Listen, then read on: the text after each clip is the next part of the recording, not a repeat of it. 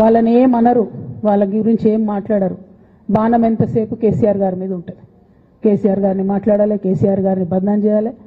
కానీ దగ్గరుండి ఈ అవినీతి అనకొండలు బీఆర్ఎస్ పార్టీని ఏదైతే డిస్టర్బ్ చేసిండ్రో వాళ్ళని మాత్రం ఏమనరు.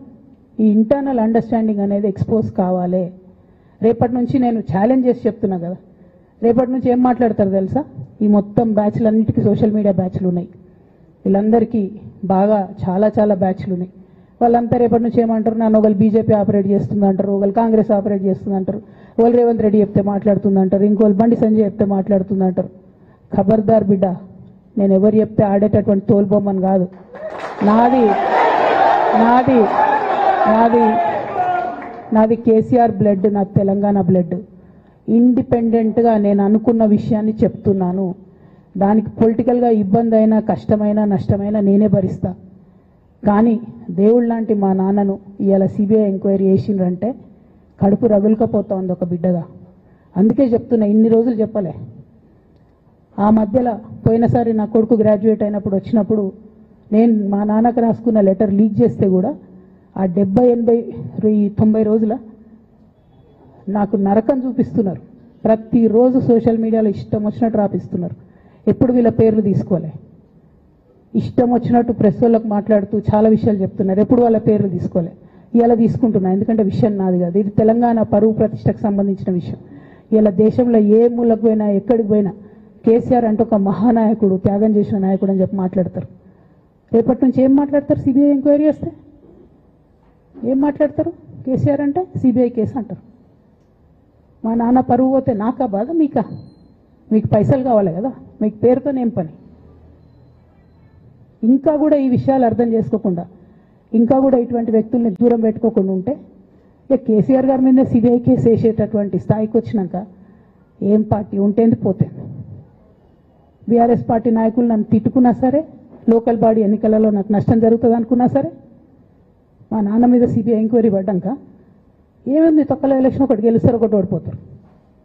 అసలు ఓడిపోయే పరిస్థితి ఎట్లా వచ్చింది? ఇటువంటి దుర్మార్గుల వల్ల కాదా వచ్చింది? ఆలోచన చేసుకోవాలి కదా.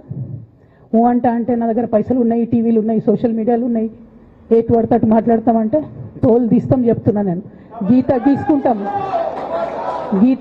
గీసుకుంటాం బిడ్డ. మీరు ఒక్క కమెంట్ పెడితే మేము 10 చేస్తాం. ఏది పడితే అది మాట్లాడచ్చు సోషల్ మీడియాలో అనుకుంటూ చూసుకుంటూ ఊరుకుంటున్నా.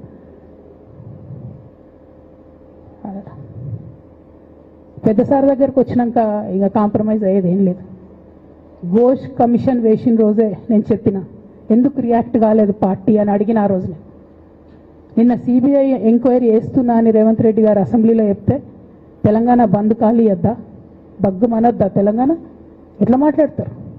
నిజంగానే మనిషి అవినీతి అయితే, నిజంగానే మనిషి డబ్బులు తినోడైతే వేరు మాట. ఆయనకు తిండి మీద కూడా ధ్యాస ఉండదా బాబు? తెలంగాణ అదే పిచ్చి. అట్లాంటి మనిషిని పట్టుకొని ఇవాళ ఏది పడితే అది మాట్లాడితే కూడా రియాక్ట్ కాకపోవడం చాలా దారుణం, చాలా దారుణం. నేను దీన్ని తీవ్రంగా ఖండిస్తున్నా. At the same time Congress government PC Ghosh commission వేసిండ్రు. రెండేళ్ల నుంచి టైంపాస్ చేస్తారు. ఆ కమిషన్ రిపోర్ట్ వచ్చింది. ఆ రిపోర్ట్ నిన్న అసెంబ్లీలో పెట్టిండ్రు. ఇంకా దానికి ఏమిట్లకేం లేదు, దాంట్లోకి ఏం చర్యలు తీసుకుంటారో చెప్పారు, ఏం చేస్తారో చెప్పారు. తక్కువ మంది సిబిఐకి ఇచ్చేస్తారు. అంటే ఇది ప్రీ ప్లాన్డ్, ప్రీ మెడిటేటెడ్, ఖచ్చితంగా కేసీఆర్ గారి ప్రతిష్ట దెబ్బతీయాలనేటటువంటి ప్రీ మెడిటేటెడ్ అటాక్ తప్పితే ఇంకోటి కాదు. ఇన్ని ఏజెన్సీస్ ఉన్నాయి రాష్ట్ర ప్రభుత్వంలో. మీ ఏసీబీకే దొరికింది కదా ఇదే కాళేశ్వరంలో అవినీతి తిమంగళాలు. ఏమైంది ఆ రిపోర్ట్? ఏమైంది? వాళ్ళ మీద చర్యలు ఏమైనాయి? దాని కంక్లూజన్ ఏంది?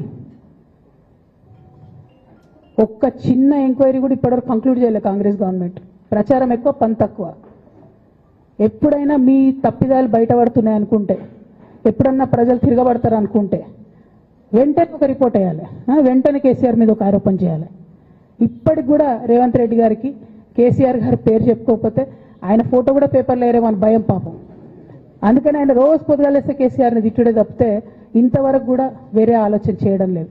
మేము డిమాండ్ చేస్తూ ఉన్నాం కాంగ్రెస్ ప్రభుత్వాన్ని, మీరు బట్టగాల్చి మీదేసినట్టు ఆరోపణలు వేయడం కాదు, మీకు దమ్ము ధైర్యం ఉంటే నేను పేర్లు కూడా చెప్పిన, చూడండి ఎక్కడి వరకు పోతారో చూస్తాం. మీకు అండర్స్టాండింగ్ లేకపోతే మీకు అండర్స్టాండింగ్ పెట్టుకొని కేసీఆర్ గారిని టార్గెట్ చేయడం ఇది పొలిటికల్గా కరెక్ట్ కాదు. మన రాష్ట్రంలో ఇటువంటి వాతావరణం ఇదివరకు లేకుండే, రేపు పొద్దున కూడా ఉండొద్దని చెప్పి నేను కోరుతాను. కాంగ్రెస్ ప్రభుత్వం కేవలం కాళేశ్వరం విషయమే కాదు, బీసీల విషయంలో ఎంతగా మోసం చేస్తున్నారు. ఫస్ట్ ఏమో బిల్లు పెడతారు, మేమందరం లొల్లి పెడితే టైంపాస్ చేసి 1.5 year తర్వాత బిల్లు పెట్టిరు. బిల్లు పెడితే కనీసం గవర్నర్ దగ్గర పోరు, కనీసం రాష్ట్రపతి దగ్గర పోరు, ప్రధానమంత్రి దగ్గర పోరు. గవర్నర్ పెండింగ్ పెట్టుకుంటే ఎందుకు సుప్రీంకోర్టు కోతలేరు? ఇంకా కూడా మళ్ళీ ఛాలెంజ్ చేసి అడుగుతా ఉన్నాను నేను, ఎందుకు సుప్రీంకోర్టు కోతలేరు? మీరు September 30 లోపల ఎన్నికలు చేస్తామని చెప్పిండ్రు. September 30 లోపల సుప్రీంకోర్టుకు పోండి. డీమ్ టు బి అప్రూవ్డ్ అనుకుంటే ఇదే ఎలక్షన్లో బెనిఫిట్ అవుతుంది కదా బీసీలకు. ఆ తర్వాత ఇంకొక ఆర్డినెన్స్ తెచ్చిరు, అది పెండింగ్ ఉంది గవర్నర్ దగ్గర. కనీసం దాని మీద సుప్రీంకోర్టు పోండి, దాని మీద కూడా పోతలేరు. మళ్ళీ నిన్న కొత్త కథ, 50% స్లాబ్ ఎత్తేస్తామట. కామెడీ రోజు రోజుకి ఏంది ఇది? ఎందుకోసం అంటే ఇదంతా బీహార్లో ఎన్నికలు అవుతున్నాయి. వాళ్ళ రాహుల్ గాంధీ గారి పిఆర్ యాక్టివిటీకి రోజు ముచ్చడి చెప్పాలి ఆయన. ఇక్కడ వీళ్ళు నిన్న 50% క్యాప్ ఎత్తేస్తున్నామని కొత్త కథ చెప్పిండ్రు. మీరు చూడుని రేపెల్లు నుంచి రాహుల్ గాంధీ బీహార్లో ఏం మాట్లాడతాడు, హమ్నే 50% సీట్ తోడది అంటాడు ఆయన బీహార్.